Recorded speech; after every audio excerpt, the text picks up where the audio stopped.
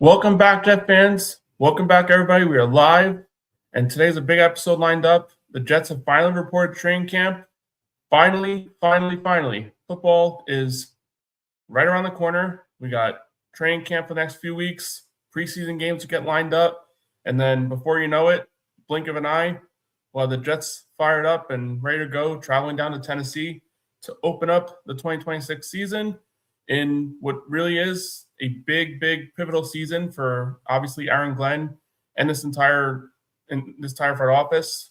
Big off season coming up the following year where they'll have 3 first-round picks. But before we get there, let's give Aaron Glenn a chance one last time to really prove that this roster he put together is intact, ready to roll, and hopefully can turn this damn thing around because it's been far too long of the same garbage. Let's get this thing fixed. And before we get anything further going, let me introduce everyone to co-host Big Dom. What's up, people? You're finally there. Yep. Hit those like buttons. Subscribe to the channel. Do it all. But Dom, we finally made it through a friggin' long ass June. I mean, like you were saying earlier, the good thing for the Knicks, because the baseball team sucks.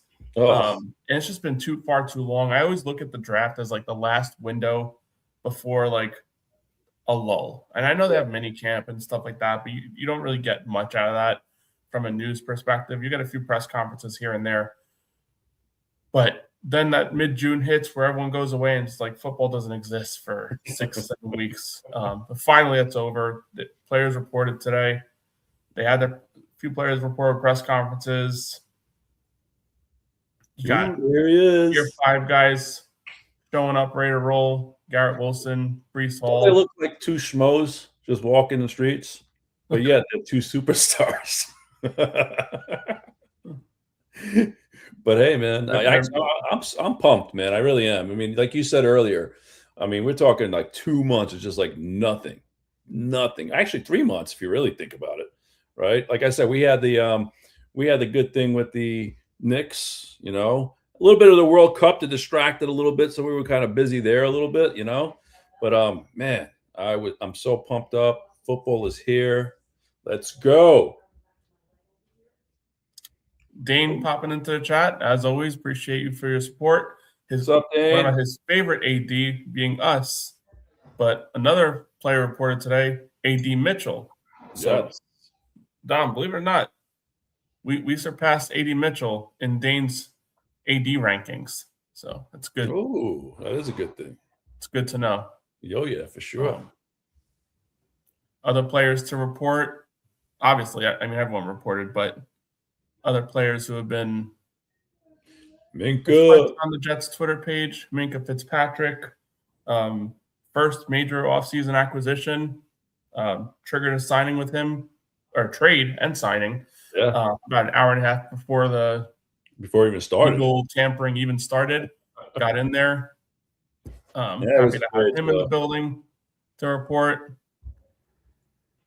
This guy who looks like a beast, bro. I just hope he's ready this year, though. I'm so tired of listening to everybody talk about how this guy's going to be the next coming. You know what? You better be this is his last chance, dude. Last freaking chance. Let's go.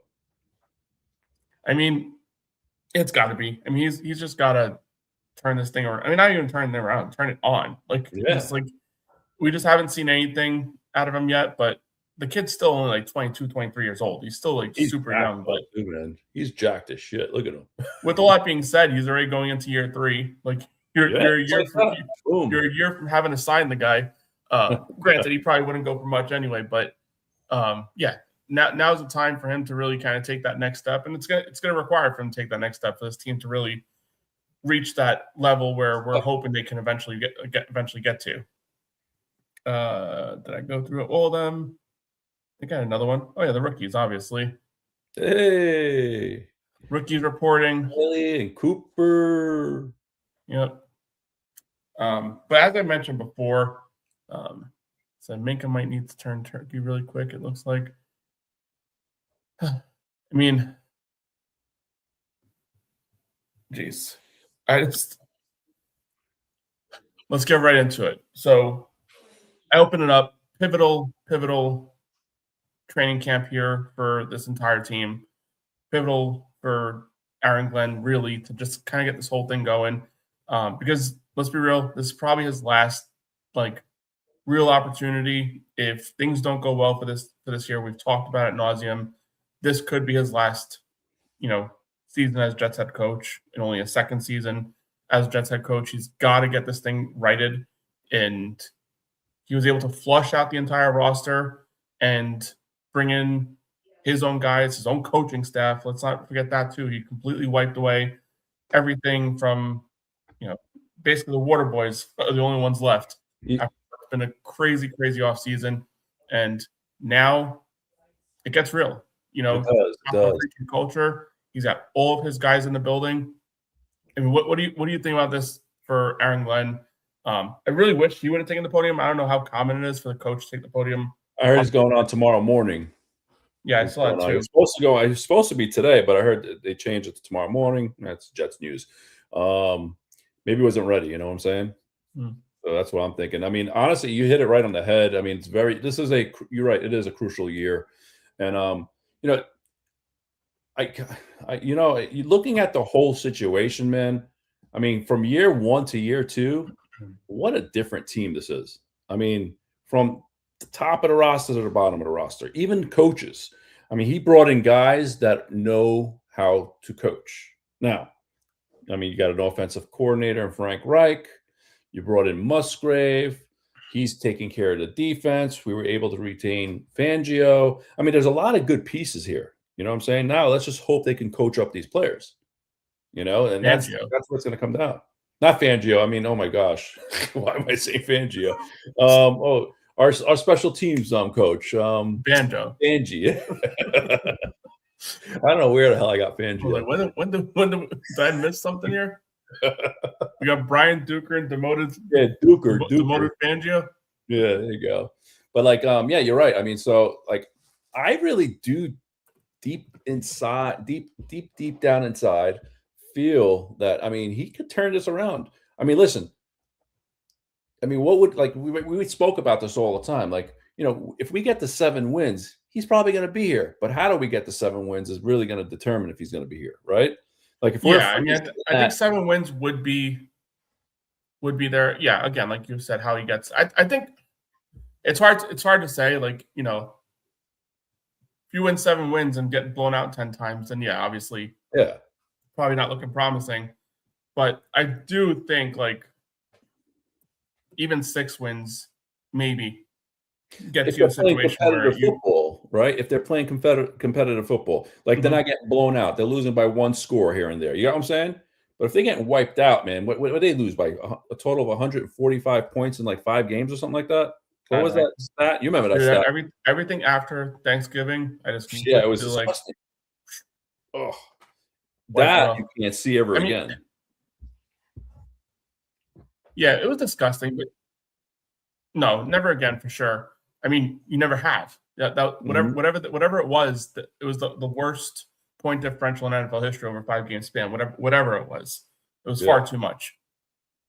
The one thing I'll say about it, and I'm not here making excuses for the guy. The one thing I will say is that wasn't an obvious tank situation. They literally started Brady Cook for 3 or 4 games, whatever it was.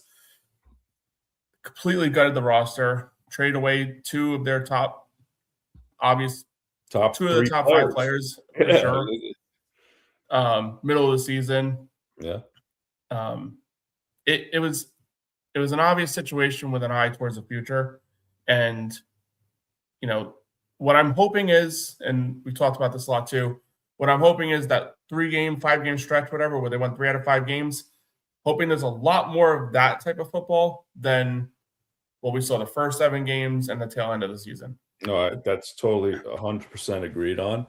The other thing too, if you look at the roster and you just compare the rosters from last year to this year, I mean, of course, we got our defensive line probably went from the worst probably to the best improved defensive line this past year. You got what I'm saying? I'm not saying they're the best defensive line, but the amount of improvement we brought in, I'm saying trading for Sweat, bringing in what's his name over there? Friggin' he's on oh my God, he just went on the PUP. What's his name?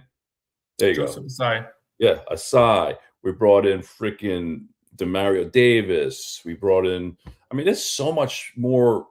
They're good players here. You know what I'm saying? I mean, they're not superstar caliber, but they're way better than what we had last year after the trade. You know what I'm saying? So it was all from that point on. So I just think just the roster alone, I just feel that they're going in the right direction. And I'm just going to, you know what, like you said earlier, let's just hope that it turns out for him, dude. That's it. Because I like Aaron Glenn, man. Aaron Glenn's a Jet. He wanted this job. You know what I'm saying? Yeah. Yeah, and we'll see how things go. Obviously, way too early to even like kind of even have those conversations. We don't know, what was right, what was wrong, what was real, what was fake from last year. We know that he had some learning curve in the beginning of the season. We saw week 1, a team come out fired up, ready to play some football against former quarterback Aaron Rodgers with an opportunity to win the game up by 2 scores late. And we saw, the defense fall apart and just give up 2 immediate touchdowns, special teams blunders with what's his face over there, Gibson, fumbling the kickoff, putting Aaron Rodgers in a 25-yard line, 1 strike touchdown type of situation. A bad game for Brandon Stevens, obviously. And then you just saw a series of weeks where, they didn't come out firing on all cylinders like they did in week 1. And, before you knew it, it was 0-7. We're talking draft. And that's when the trades happened. And then something happened in that building. A lot of times trades spark something in the building, sparks opportunity for the players that are remaining. But obviously, when you don't have the talent, it can only get you so far.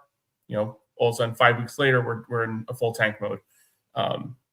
They won a couple of good games, type of games that make you think that there is something there for him as a head coach. I really go back to that Cincinnati game where, and obviously, Burrow wasn't playing. It was a weird situation. So, when you play Cincinnati, you were down pretty big and you just kind of work your way back, and he's doing the things that, good coaches do, making the right kind of when he made the adjustments, going for 2, going from 4th down when it's necessary, those type of situations, which was a flaw he had earlier in the year. That Denver game was just, pitiful. He should have benched Justin Fields. He should have went for on 4th down, even though we're saying we should have benched Justin Fields.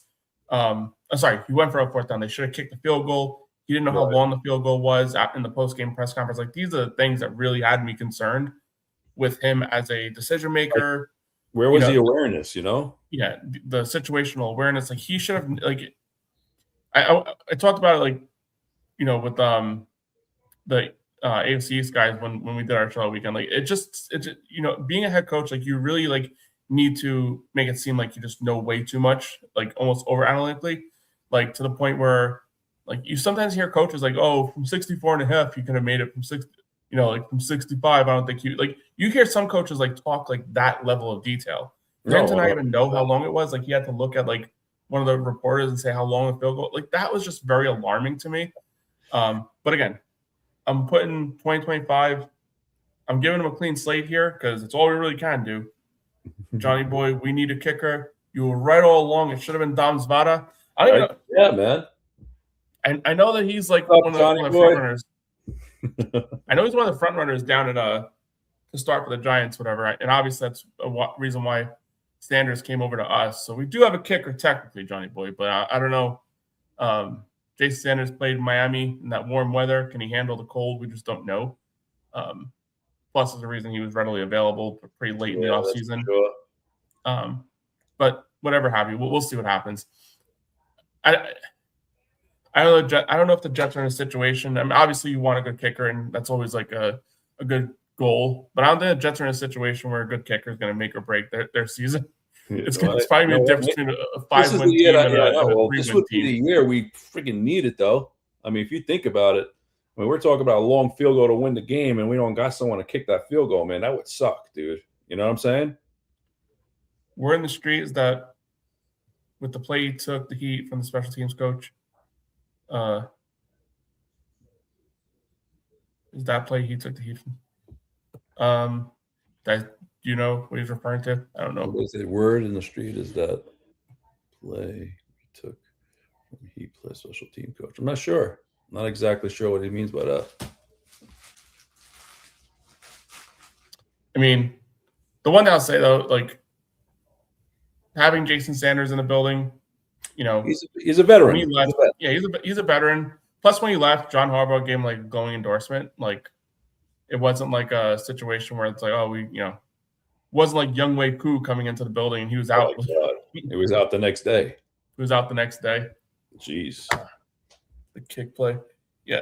So I don't know. With Jason Sanders, we'll see what it like really materializes into. Obviously, Cade York is not the guy you want back there. It's probably going to be Sanders during the regular season. We'll see how things work their way out. Oh, he's referring to the where he said Glenn statement. He didn't know how long the field goal was. He's right. Yeah, I mean that's what I was talking about. It's just alarming. Like that you really want to get that feeling in a post-game press conference that your head coach exhausted all options and he made the most optimal decision in every scenario. And obviously, it's not always the case. It's not, obviously we understand that's not the way it is. But when you are in a post-game press conference, you didn't know how long the game-winning field goal was. That was pretty bad. It looked bad for him, man. Yeah, that's 100%. bad. I mean, listen, I don't think he'll ever make that mistake again. I mean, if he does, dude, oh, man. Oh, boy. That's going to be pretty bad.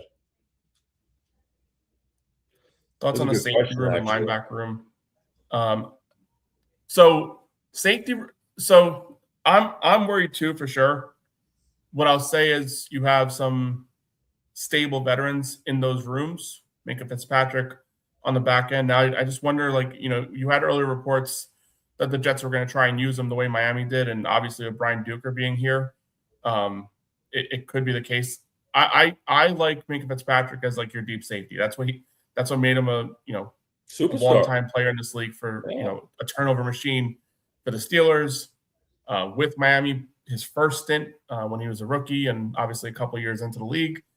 That's what made him a long-term player in this league, was being that back-end leader of the defense. If they're going to go ahead and do the same stuff they did last year down in Miami, the thing is, like, 100%. Like, for instance, I see what you're saying with that. Like what they did with him in Miami. He excelled at one position, was playing the deep side as a free safety, right? Why change it? If he's like an animal, a beast back there, why make him do something different? You know what I'm saying? It worked. Why change it? It doesn't make no sense. It doesn't. And I know they had, players down there they were trying to, develop, and he was like just like another guy in the building. My biggest thing is I don't want Cisco being your primary safety. And the way this, I have popped up there, and I'll pop it back up again. But defensive alignment, you look at that secondary, your starters penciled in right now are Cisco and Fitzpatrick. I think Cisco probably, I mean, right now he's obviously going to have a role in this team. I mean, assuming he makes it through camp and everything. Malachi Moore, you're hoping he takes another step in the right direction. Wild card, BJ Payne, man, you never know. Yeah, potentially. He's a rookie, though. That's a seventh round pick. Yeah, let him. Trying to expect a 7th round pick to be your primary starter is a little bit alarming. I like the Fitzpatrick signing, obviously, but I just, when we did our offseason, prediction thing, I don't know if you remember, and I did this on Dane's channel too. I was big on the Jets double dipping at safety, putting some big money into it. And by double dipping, I didn't mean Minkah Fitzpatrick and Dane Belton. Like Dane Belton, I do like Dane Belton as a rotational player. I do like him as like your 3rd and 4th. He has a role on this team. He's a good tackler. I do like all that. But I was talking to the extent of like Jaquan Brisker, Reed Blankenship, like that kind of thing. Just like you ignored this position for far too long since the Jamal Adams and Marcus May draft. Finally hit it with everything you've got, and they kind of whiffed a little bit, in my opinion. Again, I like Fitzpatrick. I like bringing him into the building, but if you're going to bring him into the building, let him do what he's excelled at in his career. Don't do the same thing they did down in Miami. alarms like me a this little bit. what Johnny Boy is saying. You think more over Cisco. So right now, listen, Cisco's got to win this job. And actually, listen, he played as a rookie. He played pretty good. I'm not saying he's like a top-notch safety in the league or anything like that, but you know what? Can he take that next step? Like you said, playing alongside with Minka will make him better. That I can tell you that right now. So hopefully, I like to see more over Cisco, 100%. And then I'm going to touch up on that other thing you were talking about, Johnny, also is about the linebackers. I really feel they're going to bring in another head in there. Between the cuts that are going to be made and some free agents out there, they need to bring in a veteran that comes in every other play or something like that, just to keep that room rotating. Because, I mean, honestly, we're one injury away from seeing McCrary Ball play a lot more. You know what I'm saying? So, I mean, I don't know. You mean 2025 team captain Marcelo McCrary Ball? Yeah, exactly. Dude, if that doesn't tell you like the lack of leadership this team had last year, that a guy that never played, and when he did play, I barely saw a guy play, but I remember like when I did see him play, he got like a personal foul penalty. I don't think I saw him the rest of the season. He stinks. But yeah, I think to recap on that, the linebacker room, I agree. They ideally bring someone else in there. But you know what? They paid big money to Jamien Sherwood. And I'm not saying sit here and obviously hope for the best and go with it. If you find someone you could bring in as like a depth type of situation, you obviously bring him in. But I mean, listen, it's only 2 years ago. I mean, Sherwood was a friggin' beast 2 years ago. Just let's remember that. Last year, listen, he took a step back, but he didn't have such a terrible season, though. I mean, he had a lot of tackles. No, he had a bad season. He did. I mean, I get it. He had a really bad season. He was getting duped by the play action time after time after time again. He was terrible last season. I mean, I'll tell you right now. Standpoint. I think like what he missed was C.J. Mosley, right? And then now you got friggin' Demario Davis back, right? That's just another C.J. Mosley, dude. He's a leader amongst men. He's going to straighten that kid out and go from there. You know what I'm saying? I think Sherwood's going to have a good bounce back here. I really do. Yeah. I mean, the one concern I would have with that is in the instance that, I mean, let's be real, Demario Davis, older player, 38 years old, whatever he is, 37 years old. That's why you need to bring in someone. If he misses the game because of injuries, and he's been very durable throughout his career. I'm not going to say it's like, but you know the way it works. C.J. Mosley never missed a game either. And then what was it? The third quarter, he was done for the year, dude. Then we didn't see him for 3 years. It was like a week-to-week thing, and then he just never played again the whole year. And then we missed for like 2 or 3 years because then he took the year. The guy looked like Ray Lewis. COVID. Oh man, I was like, where the hell is this Mosley guy? The guy looked like Ray Lewis. Fucking that first half of football. He looked like an animal, man. Oh, I was like, we got something here. Honestly, like if that game would have played out the rest of the way, he would have been defensive player of the week. He would have been one of the favorites early on to be defensive player of the year. And we would have won that game. Josh Allen, like that was Josh Allen's like. It's like you look at that like a moment in time of when things went wrong and when things went right. Like that was a moment in time where things went really right for the Bills. Oh. They end up friggin' 9 wins. Yeah. Was that the mono season too with Darnold? Or was Darnold, yes. That was the mono year too. Oh yeah, it was the mono year because he played and after. So yeah, it was a literal like complete shit show. Bro, we got the curse. Oh my god, yeah, that literally was the moment in time where things. Dude, you start thinking back of all these memories we have as Jet fans, dude. Oh man, dude, like let's just also remember how freaking bad we were last year. Like, I want to erase that. I don't even want to think about last year. It was the most pathetic thing I've ever seen. That was probably the worst. It was worse than Gase's team, and it was worse than that fucking Kotite team. I don't want to hear it. I seen both those teams. This was the worst ever. But you know what? Last year? Yeah. That was the worst Jet team I've ever seen in my life take the field ever. I mean, at least those teams we have. I don't know. I don't remember. We're going way back. I remember that Kotite year, and I also remember that you remember the Gase year. I mean, but dude, I still think talent-wise, though, I think the Gase year was the worst. I still think that was the players. worst. I mean, we had I mean, we had Gore running the show there. I mean, he was. Yeah, that's what I'm saying. I think it was just like a cast of characters that year. Yeah, it was. It's like at least last year, like you still had like I think Garrett Wilson's still probably the best player. Throw the ball vertically, bro. Everything was Garrett Wilson didn't really play. That's not really fair. Everything was horizontally with the Jets last year. They couldn't throw the ball vertical. They couldn't stretch the field. No, they couldn't do anything. Oh, horrible. Anyway, did you hear Le'Veon Bell? Like when he talks about he was on some podcast this week. I forget what it was, and he talked about how that season with Gase, about how going into the Cincinnati Bengals game, the Bengals are 0-11, and Adam Gase like sits him in a room and says, "I got a great plan for this week. We're gonna throw it like 35, 36 times.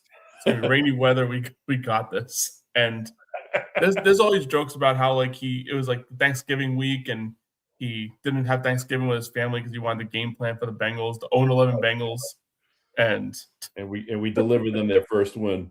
We gave them their first win. That was probably the worst thing I've ever seen. That was a pretty bad team too. It was. You know what? We made that list. I think we made that list like 5 times in the last like 15 years. So, there's a lot of close calls with that team, dude. Enough is enough now. Come on. I mean, if we get all these, we're getting so much youth. We're getting so much good talent in the top. Hopefully, these coaches, like that's what you said earlier, these coaches need to step it up for these kids. Mm-hmm. I mean, I have faith in like some of the coaches we have for sure. Like I really do like Dunbar. You know, I think he's going to be freaking amazing. I mean, he's going to develop Bailey. I'm telling you right now. I mean, that defense could be good. Sweat, you know what I'm saying? You're going to develop this kid. He's another young kid. You know what I'm saying? So I feel comfortable with Dunbar. Can you bring Will McDonald to the next level? Dude, you can't be a one-trick pony in this league. No, that's the problem. And Will McDonald has some skill, but he's not a player you want to put out there on all your downs. But with his ability as a pass rusher, you really just wish he would have developed, the ability to set the edge in a way that, you can trust him out there for, more than 60% of your snaps in situations like that. Question for you.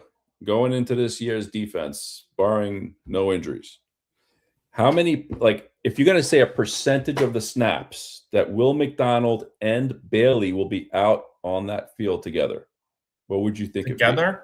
Yeah. Like, how would you run that defense with them both out there?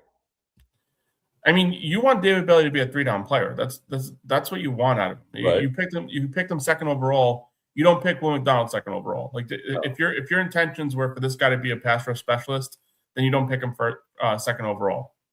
So I expect David Bailey to be out there at least 60% of the time, 65%. Yeah. I mean, you'd ideally like 65% of the time. Jets football, baby. Smell the greatness of it all. Jake, thank you for joining. Appreciate you. Jake is a friend of the show. Came on a few months ago. Love to have him on again, especially now that training camp has finally arrived and the season's right around the corner. And, hopefully this is the year we finally find out what Aaron Glenn does great as a head coach. Because it's the question that will forever live in Jets lore, unless Aaron Glenn proves Jake wrong, which I know Jake hopes as well. But yeah, I think from that standpoint, David Bailey is a guy you want playing 65% of snaps for sure. And then Will McDonald is probably he's gonna have to come up there, bro. I mean, listen. I mean, I get what he is, passing down. I mean, he's a just rush to quarterback, and that is it. But like at a percent, I'm thinking probably, if I had a guess, I would say anywhere between 35 and 40% of the time they will be on the field together. Do you think that's too high? How much was it? 35 to 40% of the time. I don't think it's too high. I think that's what it kind of needs to be to some degree. I mean, the thing is, too, you got Osai in there. You got Eningbari, who's going to be an early down kind of guy to keep Will McDonald off the field a little bit. So it's hard to say unless they do run exotic fronts. That's where I'm very interested to see how you're talking about that 3-4 front. Well, not even just 3-4, but yeah, I mean, obviously they're gonna do multiple fronts, but like, are you gonna be able to get into situations where it is a third and long and you know, have a rotation out there where you basically have like 3 edge players, like get like Will McDonald isolated with a guard and try and see if you can get around him because that would be ideal, an I ideal mean, type of that's my matchup. point. We We just we need see to lead teams do this type of stuff all the time. The Jets just never really had the the lead. personnel Well, they to just be didn't able to have do the that lead. kind of stuff. Dude, if Geno Smith can just step up the game on our offense and we could have a lead at some point at a time, you know what I'm saying? You'll see more of this shit. You know what I'm saying? You'll see more of the Will McDonald that we want to see. We couldn't really see him last year. Bro, that guy was, first of all, he was playing early downs. He's not made for that. But secondly, when were we winning? I see this. I don't know if this is true, but is it true that last year we had the lead for only 64 minutes? 64 minutes season. or like The whole season. I think it's like 60 something snaps or something like 64 snaps. Dude, that. I saw the same graphic. Offensive snaps. It was offensive snaps. Dude, yeah, that is embarrassing.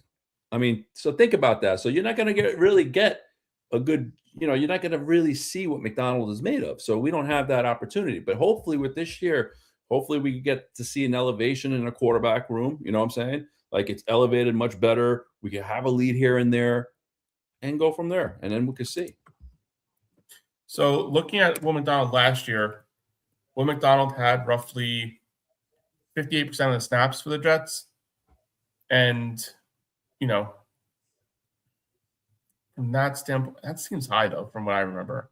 No, dude, he was out there a lot. That just seems really high, though, from what I remember him out there. His first year, what was it, 35% or 40%? It was, but again, that was the type of situation where the Jets already had a strong defensive line, and we had Jermaine. They were trying to basically like bring in a pass rush specialist in a situation where they felt like they were moving in the right direction of a win now team, whatever.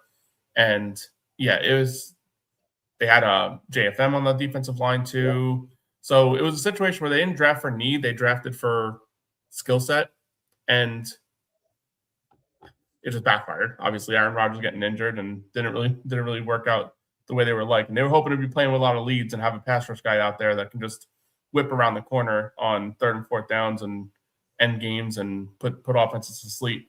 They just never really had that opportunity because Zach Wilson wasn't operating in a situation where any team could play with a lead. Modine, I'm attacking on the ground all game against the loose Jets end. Zippy Doodah, touchdown. Modine. Listen, he's got a point. We got to prove ourselves, and that's it. So with Will McDonald out there, for sure.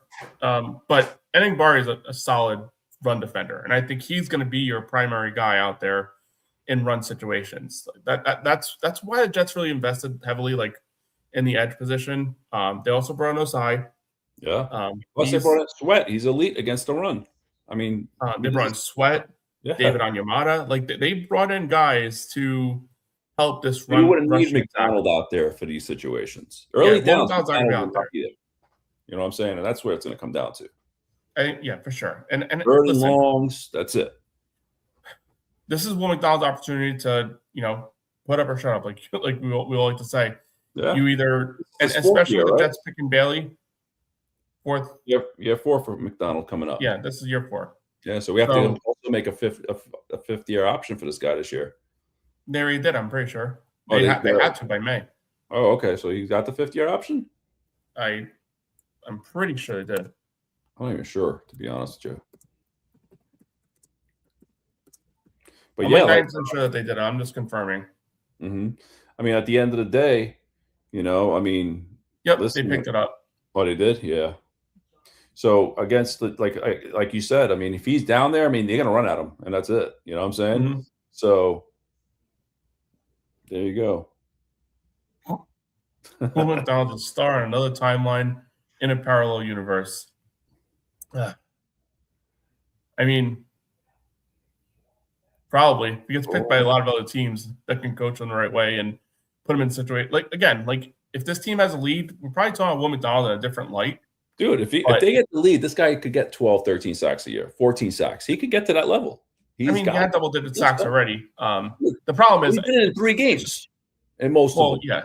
I mean, That's the problem. Like, I don't know. Like you just don't know if those are fluky type of games, but that's not only skill. that, Like it's not it is. like the Jets have not had double-digit sack guys like in any light for such a long time. Right, and not to Like, mention, I don't want to sit here and act like 8 sacks, 10 sacks is like, oh, but he only did it in a few games. Like, obviously, it is alarming. Like, where were you the rest of those games?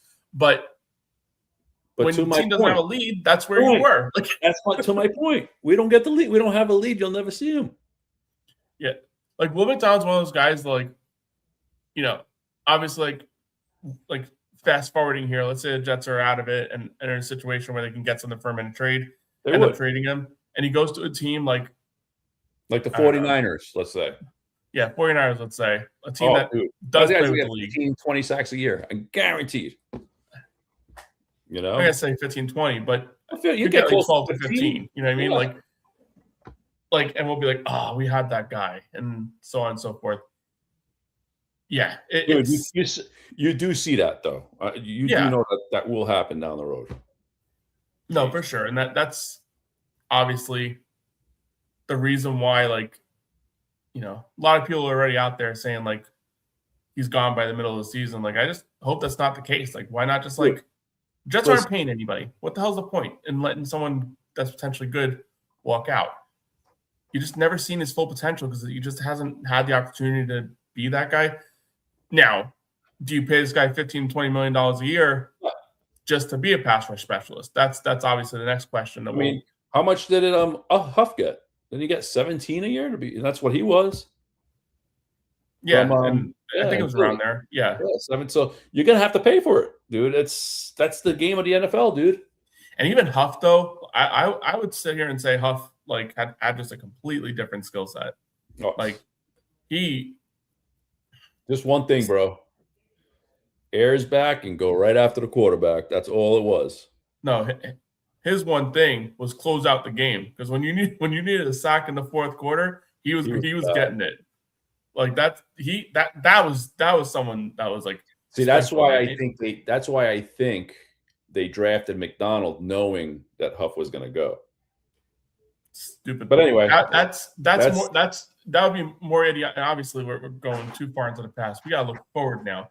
Yeah. But to close it up on that, that's what you call a really dumb decision. Yeah, I mean that's who was in charge, dude.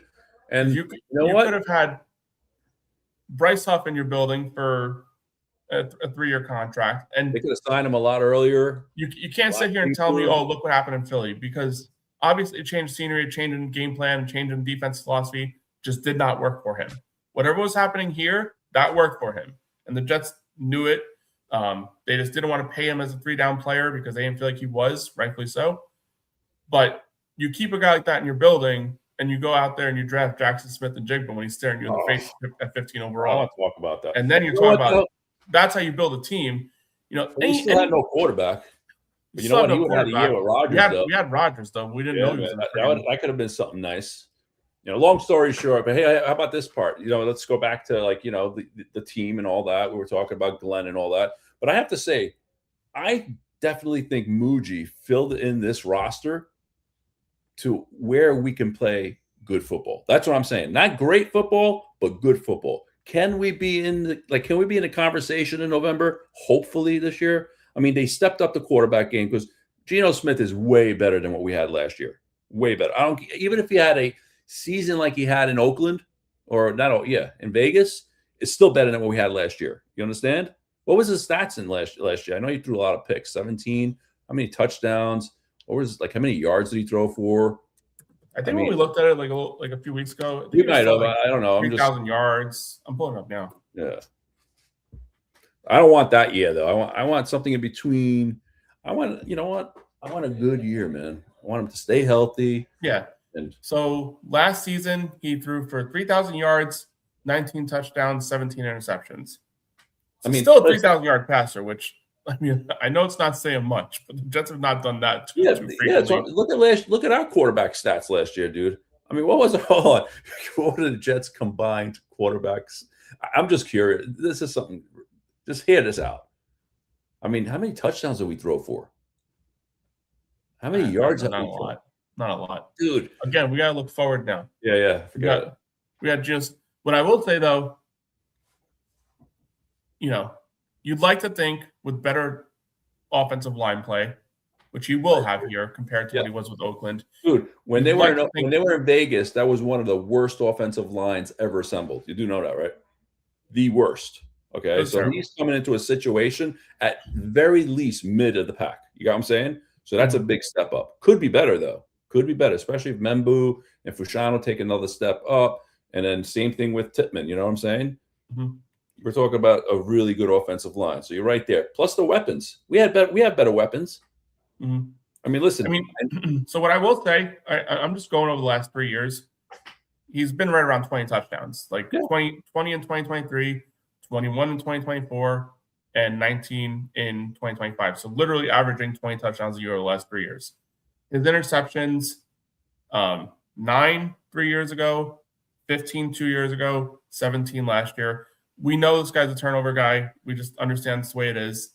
But he's a high completion percentage guy, 65% in each of the last 3 years, 64.7 2 years ago, 70, and then 67. But still, that's pretty good. I mean, average per pass, 7 yards. Like, what was That's Justin good. Fields? Like 2 yards? Like negative. Bro, negative yards, dude. He threw the ball backwards. The Jets threw vertical last year, dude. They did not. I mean, horizontal. I'm sorry. They didn't go vertical at all. I got to remember. I think there was a game where Justin Fields had like negative. He did. Negative yards passing. And like by halftime or some shit. No, dude, it was ridiculous. But anyway, so we took a big step there. I think our weapons, listen, they still got to prove it. But listen, we got Garrett Wilson. We got Mitchell.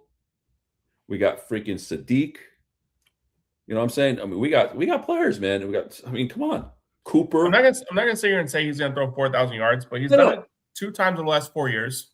Right. It's possible with these receivers. He's got some good receiving help here. Yeah. He's got Garrett Wilson. He's got Omar Cooper. Mitchell. We got to see what Omar Cooper is, obviously. Sadiq, got to see what he can be. A.D. Mitchell. So, Mitchell, he's a long threat, dude. You got Sadiq and Mitchell. They're long threats. They could run. We haven't had that. And when was the last time the Jets had that? Dude, there are going to be games. I mean, listen, there's going to be a game where Sadiq is going to be there's going to be a major mismatch on that field. You got what I'm saying? Now, it's up to the Jets to identify that and make it work. I mean, that guy's he's insane. But again, got to prove it on the field. The thing I'll say about tight end is, it's a position that's very, very difficult to transition from college to NFL. We've been spoiled a little bit over the last couple of years with the way Ty Warren and but understand have adapted. But what you're saying, as well, throw him in that category. Saying that you're 100% right. But you got to understand something. I don't think the Jets drafted Sadiq. Let me tell you something. Don't be surprised if you're going to see him more in the slot than lining up in tight end. Yeah, no, and that's I think of him as a receiver. I mean, dude, that's going to be a dangerous mismatch. Listen, I'm excited. That's all I got to say. But you're right. Let's just say he throws for 3,200 yards this year, throws for 22 touchdowns, and goes for like 13 interceptions. Dude, the Jets are relevant. The Jets will be in that discussion come November, December with those numbers. I mean, it would depend on the defense too. We can't put the defense at this like different category. I know we've been spoiled as Jet fans for a long time of having a good defense, but last year's defense, there's some question marks for sure. And obviously zero interceptions. So that doesn't happen by accident. In fact, getting an interception from a bad defense, that can happen by accident. Even that did not happen. Where was our deflected pass? Bro, there was not a situation where the ball accidentally landed in a Jets player's hand on defense. It just didn't happen. God. I think they only had 2 fumbles recovered or something like that. Dude, I think some of them were special teams turnovers. Last season was just a disaster you can never even write up again. And you never will write that up again, probably. I don't even want to talk about it anymore. Yeah. But move on. But with all that being said, the Jets defense is definitely an area that we just need to see what this Aaron Glenn style defense looks like. And you would like to think this thing moves in the right direction just from a sheer talent standpoint. I feel like it got better in ways, but it also got worse in ways. You don't have a lockdown corner like you did in Sauce Gardner. You just don't have that anymore. And you don't have anything remotely close to it, as far as I'm aware. You don't have a Quinnen Williams type of defensive player in the middle of your defense. T'Vondre Sweat, as good as we believe he might be, is not Quinnen Williams. The Jets wouldn't have gotten him for, a recently injured Achilles torn Jermaine Johnson if it wasn't for the fact that he wasn't as good as, and that's real. Quinnen Williams, we got a first round pick for him too. So there's still high upside in Quinnen Williams. Those are huge holes to fill. And again, they didn't fill them. D'Angelo Ponce, could he develop into a pretty damn good, solid nickel corner? Sure, maybe. We don't know. We'll see how things go. I just don't think they've kind of fixed that defensive line in a way, replacing Quinnen Williams. What they may have done, and what I do think they've done, is they maybe have tried replacing his abilities with multiple players. I think that's what they've done.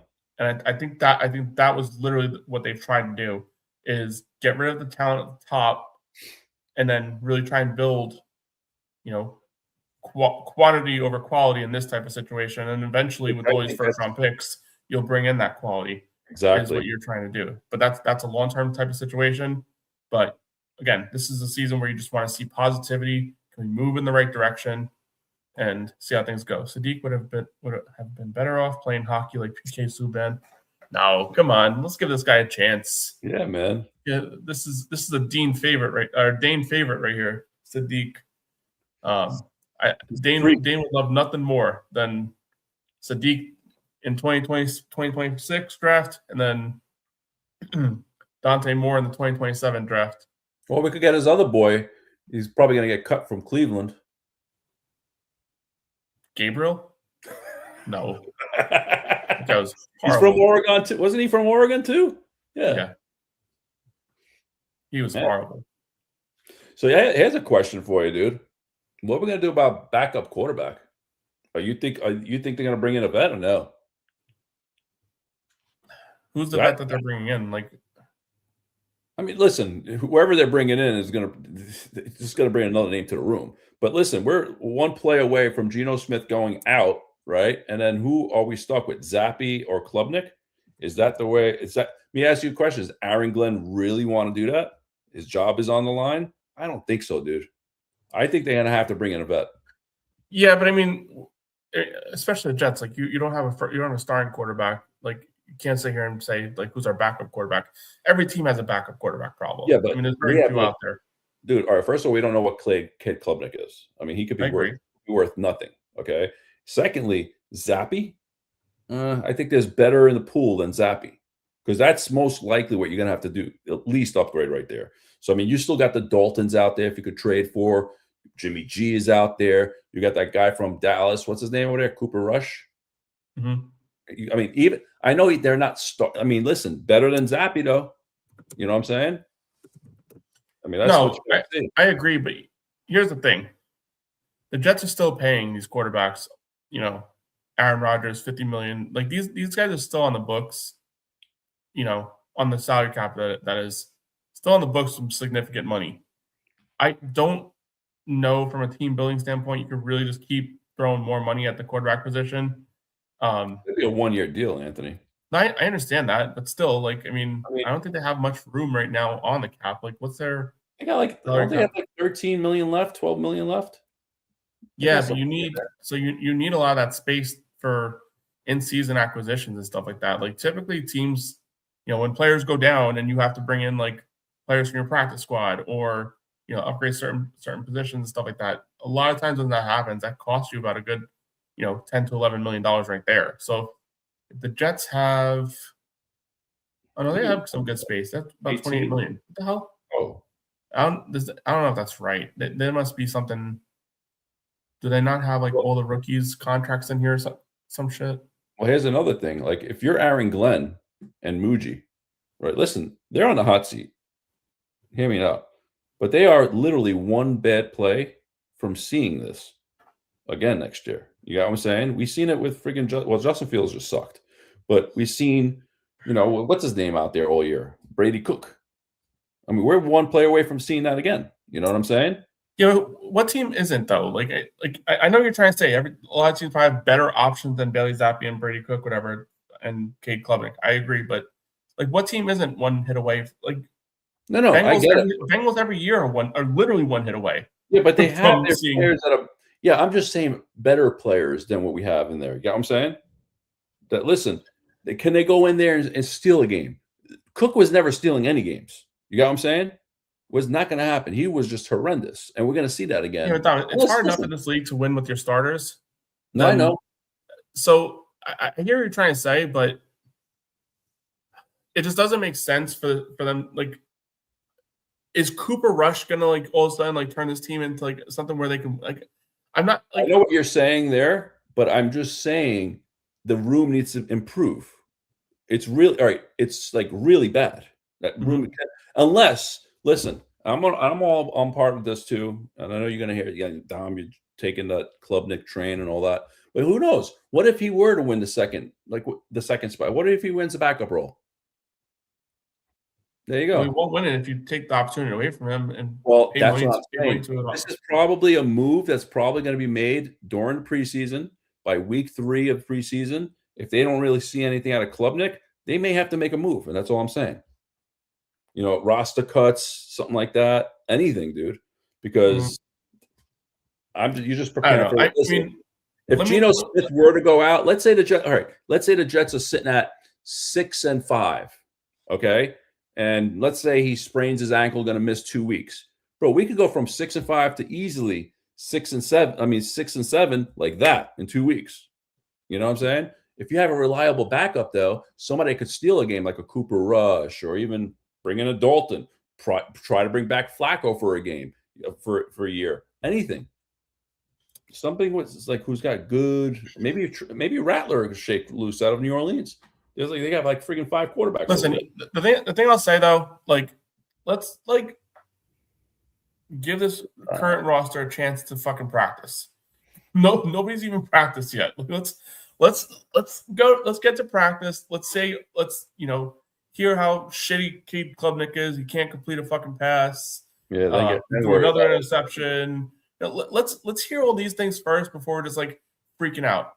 If the Jets haven't made a move for Cooper Rush to this point, they're not going to all of a sudden feel like they have to do it tomorrow.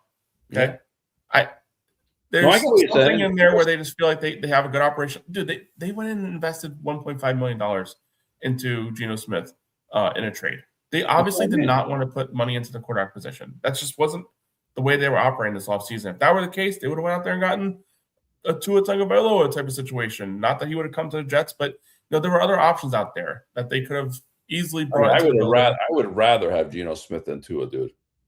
I'm not saying that I would or wouldn't, but the fact of the matter is, quarterbacks get paid $50 million a year, and the Jets went out there and got one for 1.5. No, I got you. No, hey, listen, they played. So I'm not. I guess you're right. There was a clear vision that we are not going to invest into this position. We have an opportunity to get a reliable starter out there. Again, Geno Smith has shown the ability to be durable, even in a season last year where he took a beating from the defensive lines because of a poor offensive line in front of him. He still played 15 games last year. No, he did. Out of 17. I think 2 games he didn't play where he was benched late in the year. So yeah, I know. I remember. He's durable. The last 4 seasons he's played at least 15 games. So, yeah, you're one play away from him not being the starter. But literally every team in the league is one hit away from backup being in there. Like you said, let the preseason start. Yeah, let these guys. Fucking guy, you even throw a fucking pass. Like, I'm not sitting here and saying he's going to be like the future of this team, but let the fucking guy throw a fucking pass in training camp before benching this guy and bringing in Cooper Rush. Like, Jesus Christ. Oh, man. Give this fucking guy. Give this guy shot. You know what's funny? Because the way I'm looking at it, I'm looking at this last 10 years, 10, 15 years, and I'm just seeing how horrendous our quarterback's play has been. You know what I'm saying? And it's almost like it happens every year for us. Like, someone goes down, someone stinks, they have the worst quarterback room. Like, try to fix it before it even starts. Try to get ahead of it.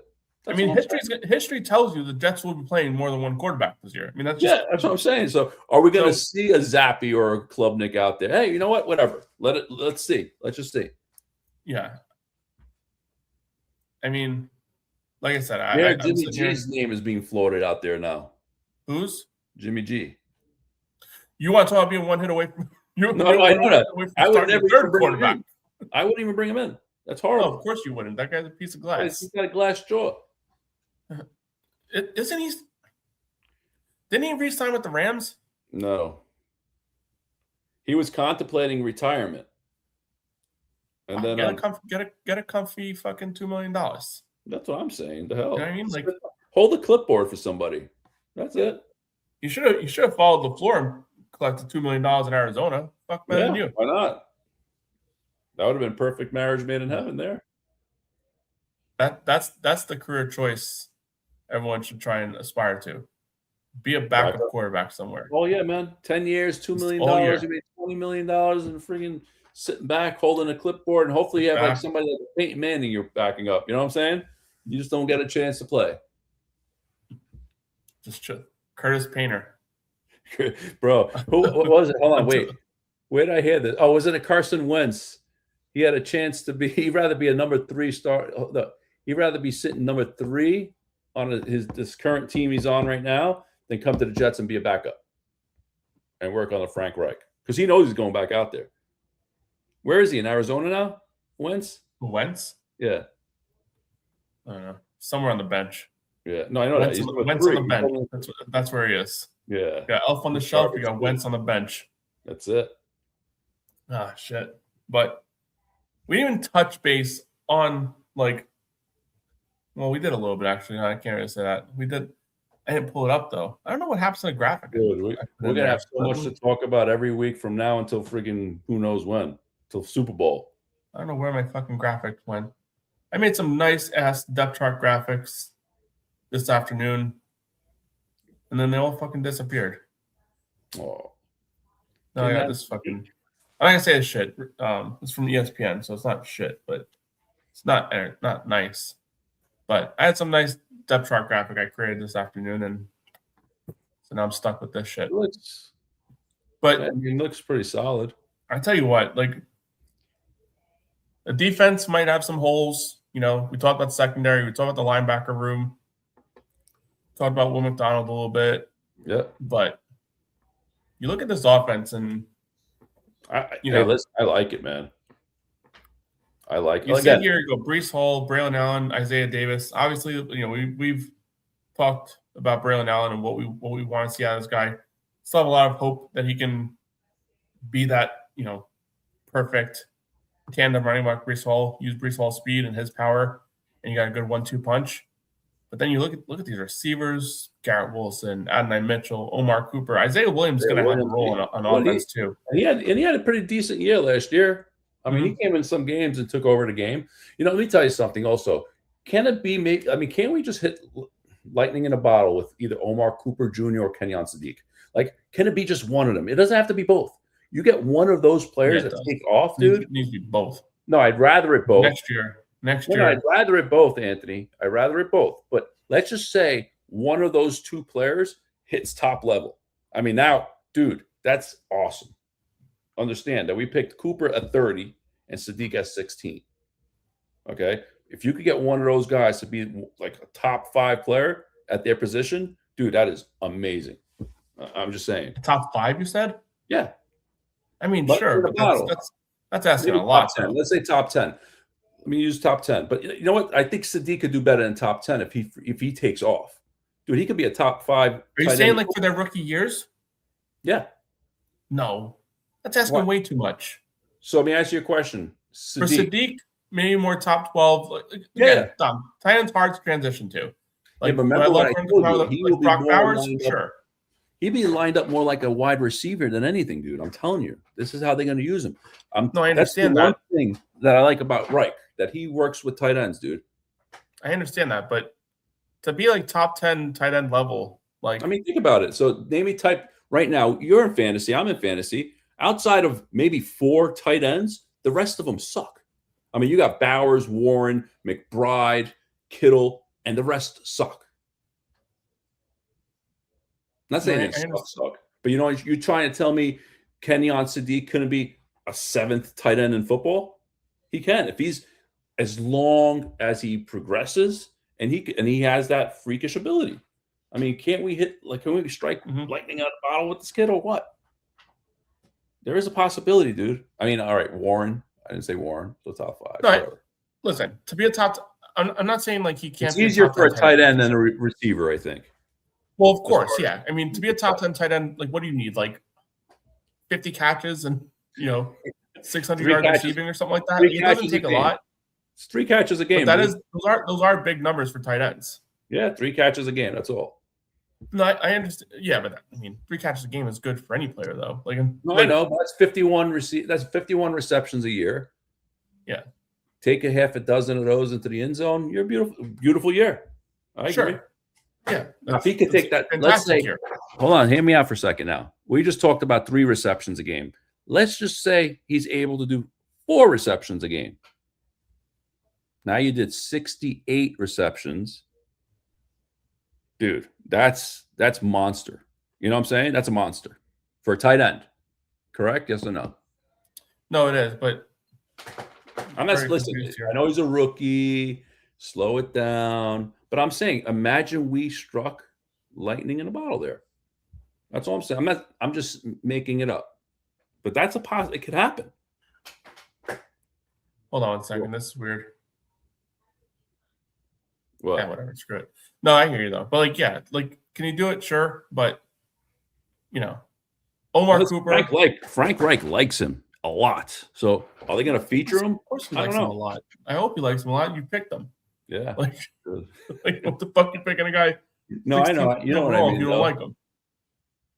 Yeah. I remember when we were doing our mock drafts. We remember that one year, that one mock draft, we picked him at 16. And we're like, dude, this is not a bit. This is not a bit. We picked up Reese. Then we took Sadiq at 16. I forgot. And then we took a receiver.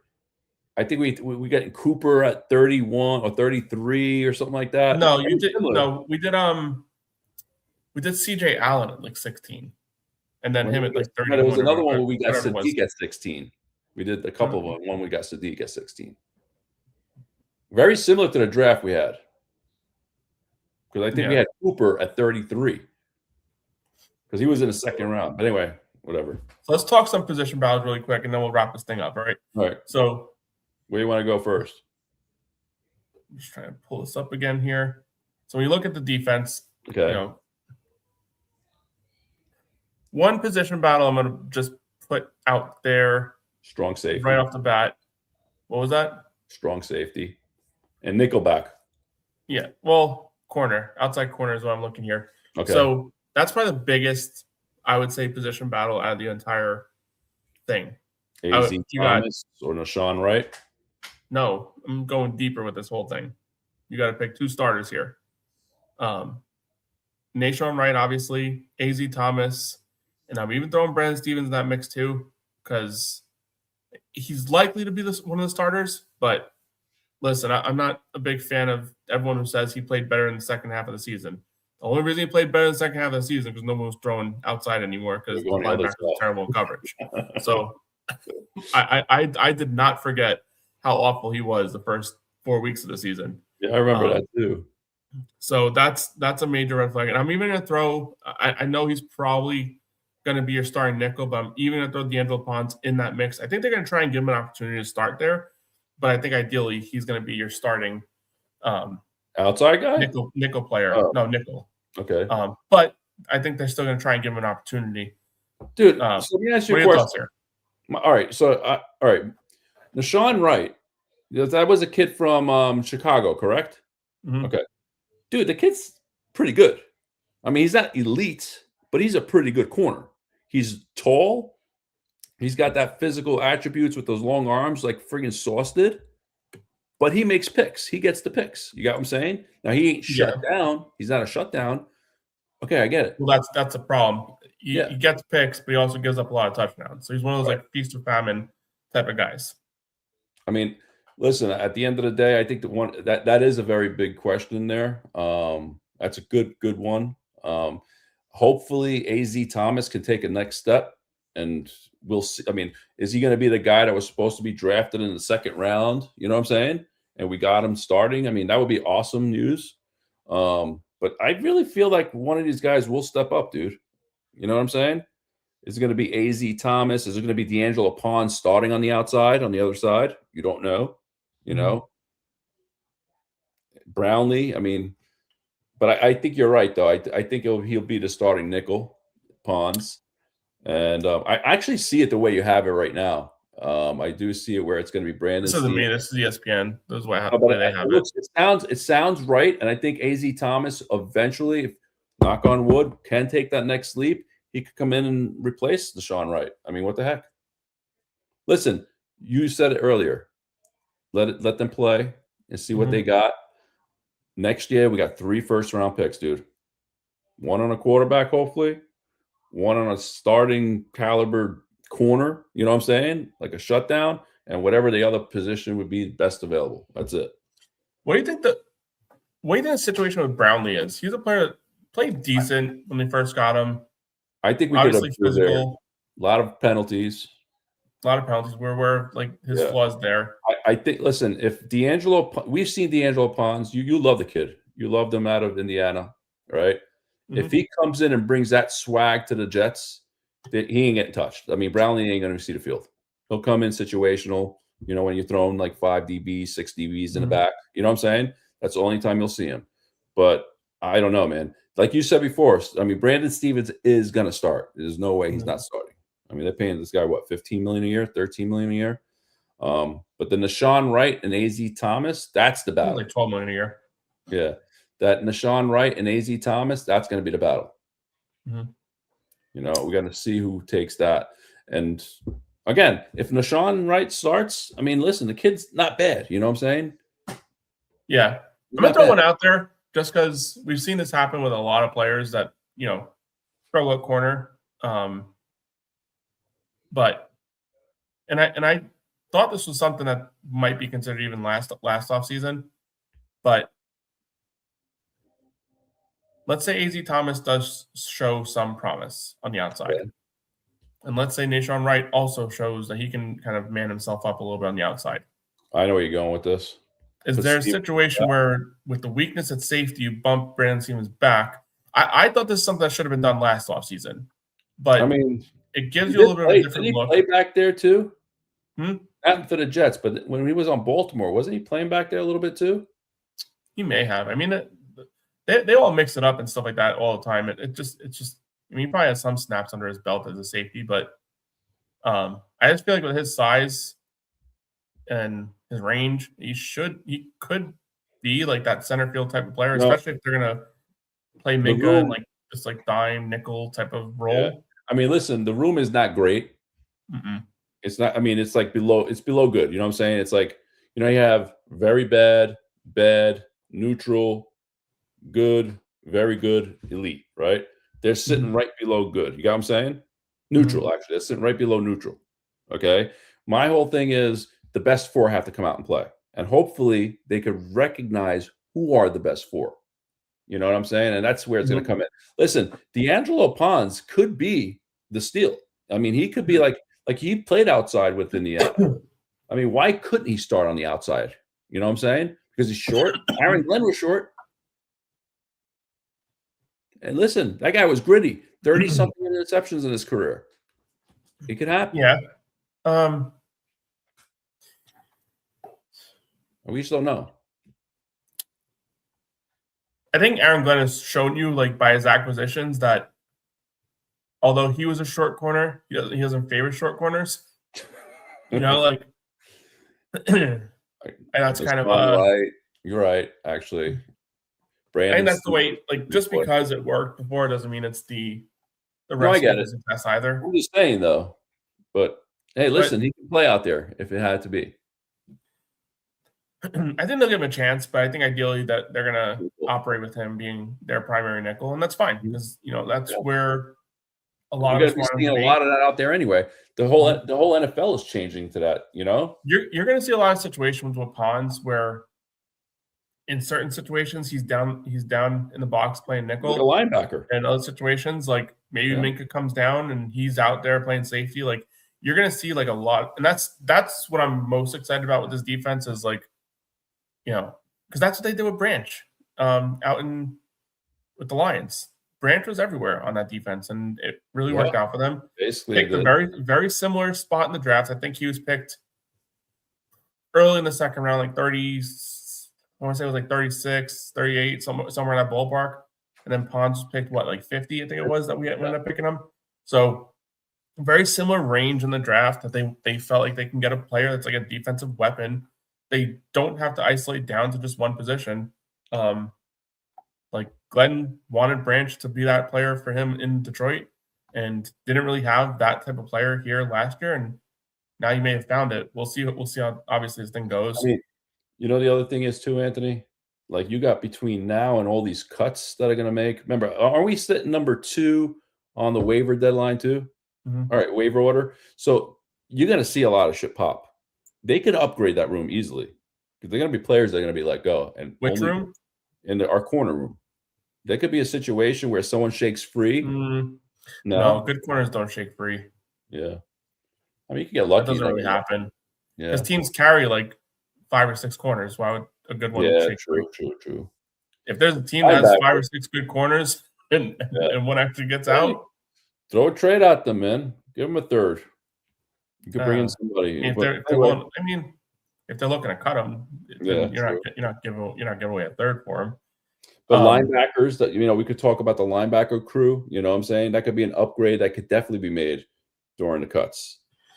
I think the position group I'm most excited to see, just from like a versatility standpoint. And I know it's like weird to say this because Jets have sucked at this position for such a long time. Is the tight end position. Like I know we talked about it with Sadiq a bunch of times, but 2 guys picked in the first, second round, both very young. Third round, yeah. Well, you count Ruckert? Hey, listen, he found a role. They just locked him in. Listen, what he does well. You know what I'm saying? He's a good blocker. He'll come out once in a blue, catch a ball. You know what I'm saying? Good support role player. Hit as the third tight end in our room. I'll be happy. I'll take that. You know what I'm saying? Yeah. I mean, I think he just needs to take that role he's good at and really take it to another level. Yeah, I agree. I'm not saying he has to be like a, nothing. You just got to be just tackle. When you're called upon, play good at it, and that's it. Mm-hmm. But that room having the versatility that it does. I mean, Mason Taylor was a player I was very excited about last offseason, and to go out there, and I'm really actually proud of the way that they handled this type of situation, is start stacking good players at key positions that, when you look at all the big offenses in this league, I know obviously they have good quarterbacks. That's an obvious one. But most of those offenses operate with a reliable dual tight end, two set tight end type of situation. And we finally may have found it, bro. No, I mean, we still need to figure out the fucking quarterback situation for the long-term answer. You're right. But, I mean, listen, next year is a whole nother year. If we bring in our quarterback of the future, he's going to be sitting in a situation that's like, oh, wow, I got Sadiq, I got Wilson, you know what I'm saying? I got Hall, I got Cooper. As long as you don't piss Garrett Wilson off too much. Taylor, no, exactly. It doesn't have to be a top nice and quarterback, though. I mean, you see other quarterbacks that get drafted at like 14th, 15th. Look at the Mahomes of the leagues. You know what I'm saying? I mean, it happens. You don't have to be the first pick of the first quarterback picked to be the best quarterback in the draft. I mean, I'd rather have a top end, but whatever. The difference with Mahomes, though, like Mahomes went to a good situation where he got to sit behind, Alex Smith, ideal veteran type of player. That was Alex Smith on a team that was a playoff team for what? Like they were like consistently in the playoffs at that point. Oh, dude, I think that was Andy Reid's like 5th or 6th year with the Chiefs, if I remember right. So they were already making the playoffs like 5 straight years or whatever the heck it was at the time. Dude, when does college start? That's the start. Their first game, isn't it like August 14th or 15th? No, it's like the week before the NFL starts. No, I thought it was like mid-August, dude. No. Are you sure? 100%. I sworn I seen something.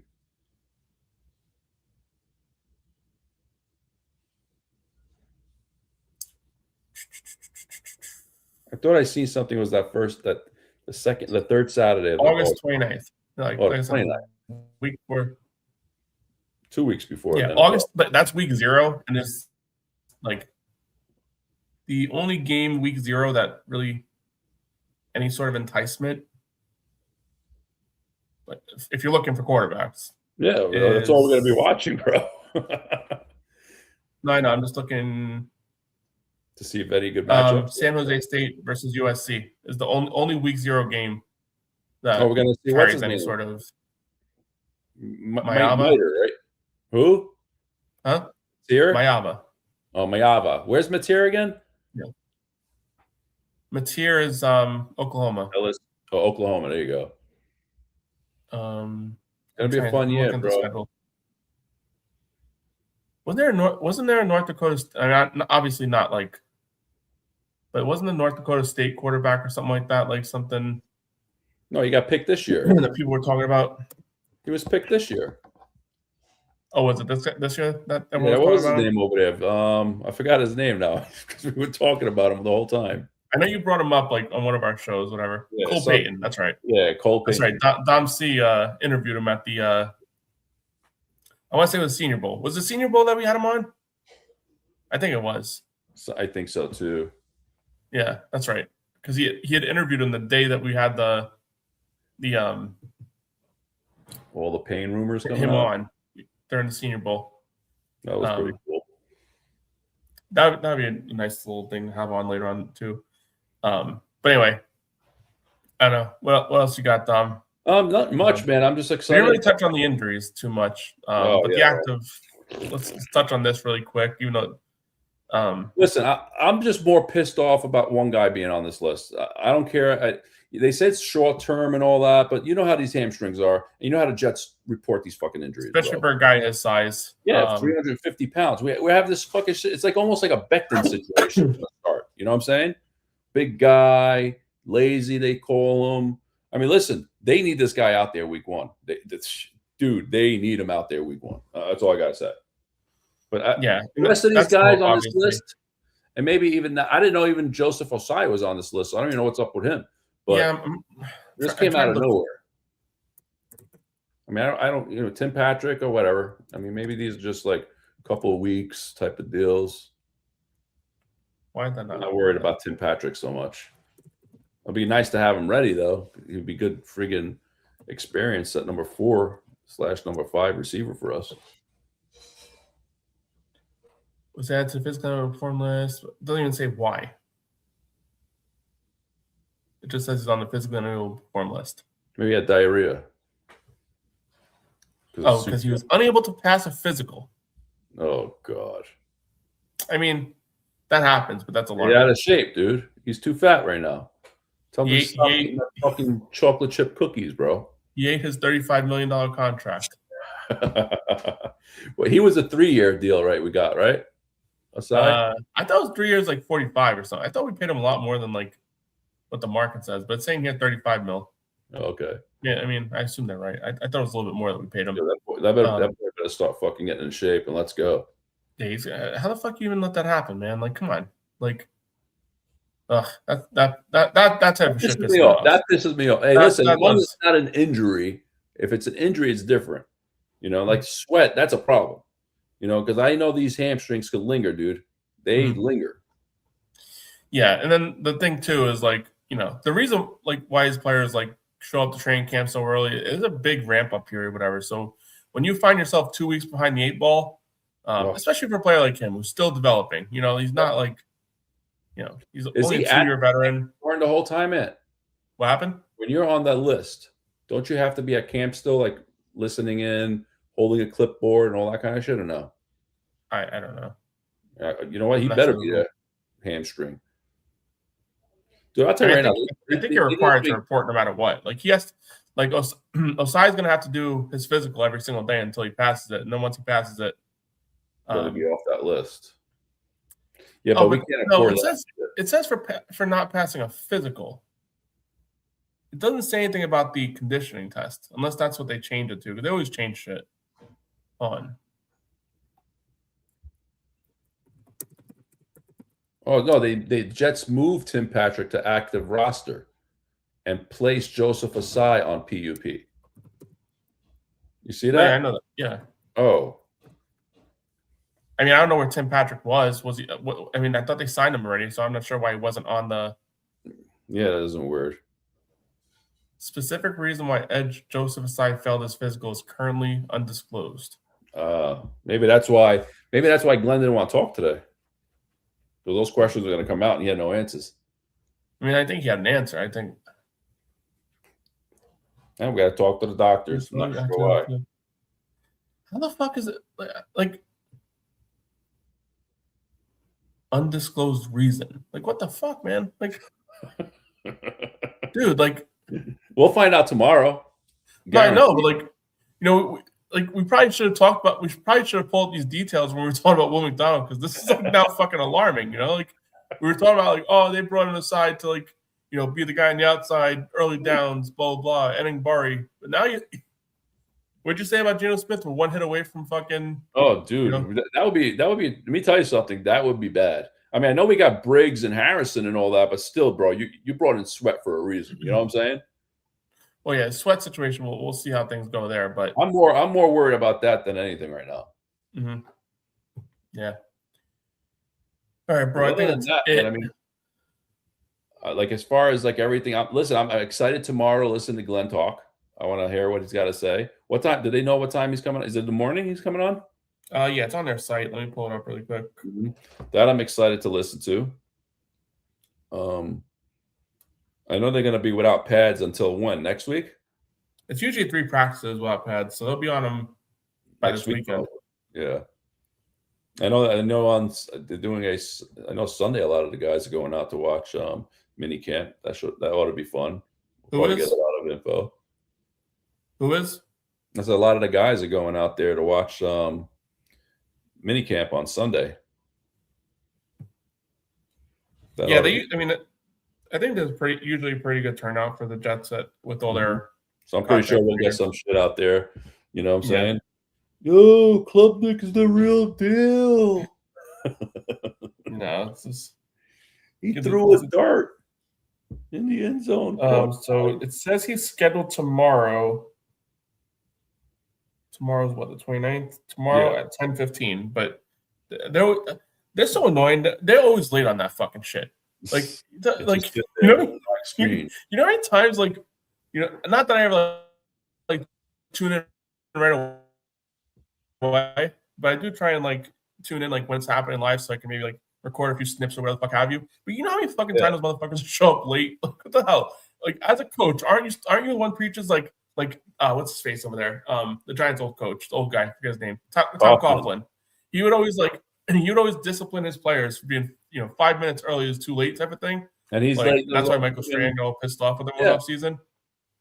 And then you just show up late to a fucking press conference. Like, I'm not sure if he ever did. He probably didn't. But these coaches do that. No, but I know what you mean. Yeah, that is kind of lame. There's always it's always 5-10 minutes after like their scheduled start that they're actually like go live, and then the audio is always terrible. Like, how the hell they fuck this shit up with the audio? Like you're like is you the listen to whole beat gonna be out there? What happened? The whole beat gonna be there? The beat, yeah, they're gonna be there. Yeah, it's gonna be fun. Press conferences they usually are. I mean, I know they're gonna go right out. Right now, I'll tell you right now, they're gonna ask for one of the questions: how's Sadiq doing? What happened to Sweat? What's happening with Osai? Those are the questions that are gonna come out tomorrow. It's gonna be they didn't.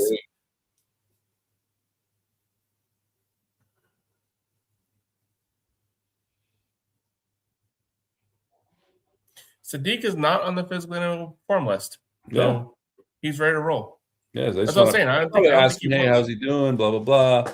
He's gonna be practicing with the guys, full all full go. Yeah, full participants, you limited participant, all that shit. Yeah, but it says over here that he's expected to be a full go. Nice. And ready to start training camp without being on the PUP list. So hopefully that's true. We'll see how things shape up, whatever, with all this shit. But that's obviously the big one right there. That was sure. I was definitely pissed off when you like four weeks after the draft and he still didn't fucking get his like whatever whatever minor operation that dude. they knew he needed. Only Like, the fucking, Jets. bro, like, they should have had him at the fucking doctor like the weekend after the weekend after the draft. I was saying, heck. And then I know it's stupid first mini camp. preseason games, Ant? What was that? When are the first preseason games? I think August 14th is the first one. 14, 21, and 28, something like that. Yeah, they're all on Fridays. Oh, nice. 14, 21, 28.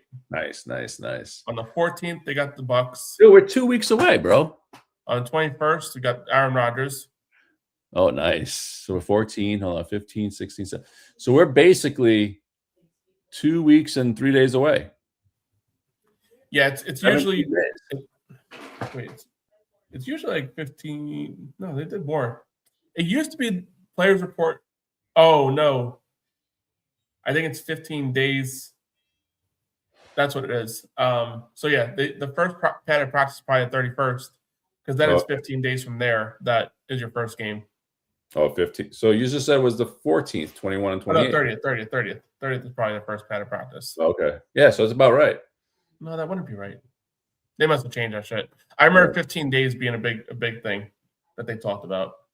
But dude, if you think about it, we're 2.5 weeks. I mean, I know it's nothing to talk about, but for me, I like watching preseason just to see the guys playing. You know what I'm saying? See what they've got. I'm excited for it. How can you watch them all on the NFL Network? It depends too. You know how to watch them. We got the magic. Oh yeah, that's right. No, I'm just saying. But usually it's on the NFL Network, right? Like no, like it's usually on local streaming only. Like it's one of those things. It's a little bit of a pain in the ass to watch, but you can watch you can watch it after the fact if you have the NFL app type of situation. Oh, I see. Gotcha. But yeah, it's one of those annoying shits that they do. But yeah, no, now we got the magic. Yes, we do. I think it's aired on like local CBS as well. Actually, no, it doesn't say where. But anyway, so yeah, we'll see what happens. Yeah, but that's all I got. Actually, no, the Bucks game we will have because it's Florida. Yeah, it's nice. So we'll be lucky for that one. We should go watch that live at a bar. I'm good. Oh man! Honestly, like preseason is so fucking boring. No, it is. But you know what? I just want to see. I just want to see him out there. It's been too long. I don't care. Gabagool, watching my buddy. Watching Tommy, what do you think about those jerseys? Those fucking gray. Oh, the white ones? No, the fucking gray jerseys. You didn't see the Bills' new gray jersey shit? Oh, he's a Bills guy. Yeah. Oh, I just seen that now. No, I didn't see it. Was it pretty cool? You don't know Tommy? I like the white ones that we got. You gotta know Tommy. He's the AFC show I do every year. I've seen him. No, I didn't know his name was Tommy when you wrote that. Come on. Terrible. Terrible, bro. How you doing? Awful. It's fucking terrible. The helmet is the worst. Yeah, I gotta tell you, I like, and all these teams they do, like, I hate the Jets one, like the rivalry shit. I like the white one they did though. You know, that looks nice. That's pretty sharp. It's stupid. Like, I'm pulling up the Bills, New Jersey thing. It's called like Nickel City or some shit like that. Nickel City. Yeah, I'm pulling it up right now. Mm-hmm. Let me share my screen. Yeah, I was not a huge fan of the way it looked. Whatever. And I'm surprised the Bills actually have like a pretty like sweet like old school like kind of like uniform. It's kind of silly that they would do something weird like this. This shit. What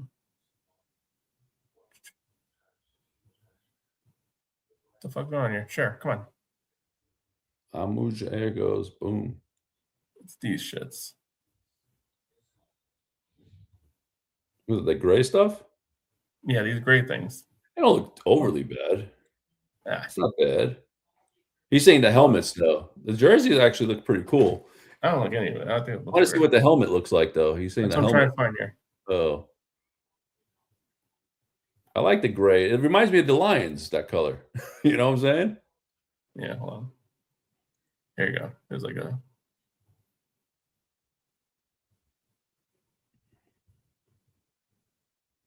Oh, Nickel City. There you go. I think it's pretty sharp. I like the gray. And the blue. Oh God. No, see, the helmets are bad. The jersey is actually not bad. It's just the helmets. I don't know. I What don't are we gonna like do? that color. The What are color we just gonna do doesn't with make the any more helmets, though, you sense. know what I'm saying? What Maybe happened? do like a white with gray, maybe instead of dark blue. You know what I'm saying? Like I mean, that's one primarily of their white. primary colors, so it makes sense, like, No, to I have know, blue in but there. I see what he's saying about the helmets, though. His Guma is stopping by soon. Tommy, you know it. You let me know when that first episode is going on. I've been telling you, I've been ready. I was trying to get them to do like a draft show, an off-season show, but it's been hard to kind of get the whole crew back together. Well, it's gonna start soon. Yeah. Maybe itching. Gotta see if we found a Dolphins guy yet. I know Curtis may or may not be able to do. Hopefully Curtis can. Curtis is awesome. But Dolphins have torn him apart, bro. Jeez. He's been dealing with it for far too long. I know we've been dealing for a lot too, but Yeah, we've been dealing with a lot longer than Curtis Curtis is at his wit's end. 15 freaking years, dude. Come on. Without the Longer for him. They haven't won a freaking playoff game since like 2000, whatever the hell it's been. But yeah, that's the Bills jersey thing. Yeah. A lot of people just don't like the way it looks, and I don't blame them. I just think, I don't know. I think the gray is just weird. It just doesn't. That's like a stupid Jets one. You know, like the rivalry one. I think it's the combination of that gray with the blue helmet. That's what's throwing it off. The gray is actually pretty good, but what else? I mean, what else? Like you said, what are they gonna do with the helmet? Yeah, I feel like they still went to a black jersey with, you know what I'm saying, with that kind of. You like that rivalry shit that the Jets have? I like that all white gear, bro. That's some good shit. I know, but what about the rivalry one? The one that they put last year? No, I wasn't a fan of that one. You liked it?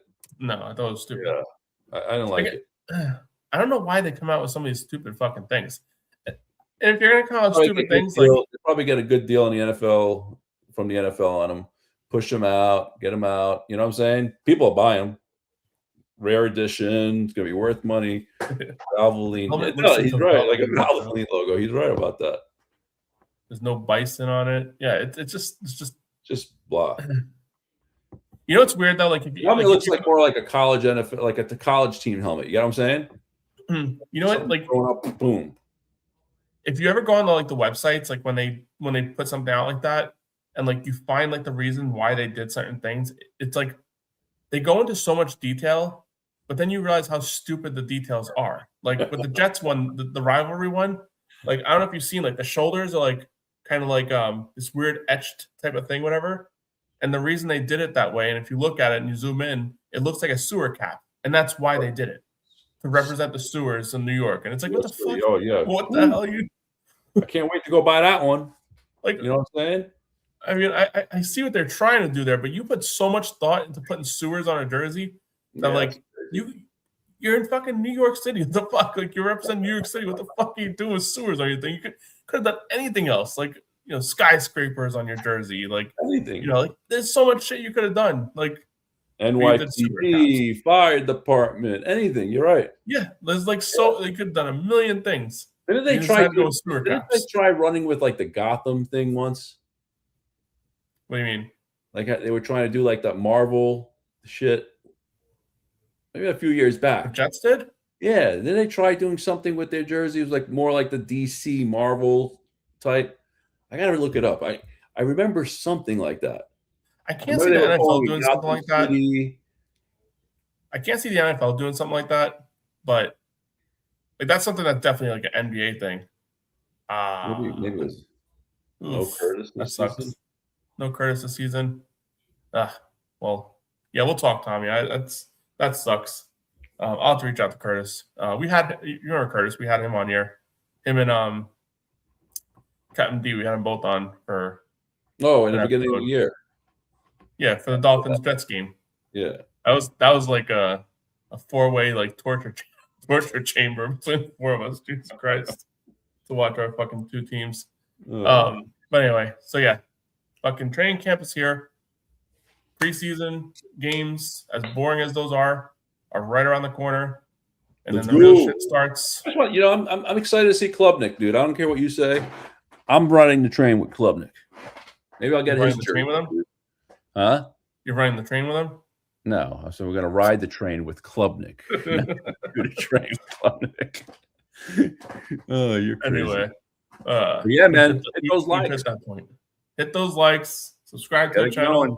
We're back, baby. Hit up Tommy's channel too. Hit the like button for him. I know he's a Bills fan, but he's a good guy. Hit up his channel too. Listen to us during the season every Saturday. AFC Shakedown. Obviously, we have a Jets guy, me. We got a Bills guy, Tommy. Dolphin guy to be determined, and Patriots guy Juan. You can find you can find another Dolphins fan. Don't worry about it. Yeah, no, not many want to talk this year though, but there's a lot of Jet fans out there. Yeah, want to talk. He had trouble a couple years ago finding the Patriots guy. He eventually found Zach. Then Zach got too big for us. He went off to school, go to Syracuse. Now he's like, I got touch base with Zach, but I think he's been at like the Patriot press conferences and shit. Oh, get out! Wow, Zach might be moving up big time in the world, and we had him on too, if you remember last year. So it was wrong. Anyway, all right. So I think we reached our limit. Hour and a half channel to discuss the opening of training camp. Nothing has happened yet, but next time we'll be on here next week. There's gonna be plenty of news next week. A week into it, a couple days into our first pad of practice, and then 2 weeks from now, we'll be talking game week, brother. Yeah, we are, man. Whip them out, baby. It may not count, but there will be a game. Maybe we'll win something on Friday. For sure.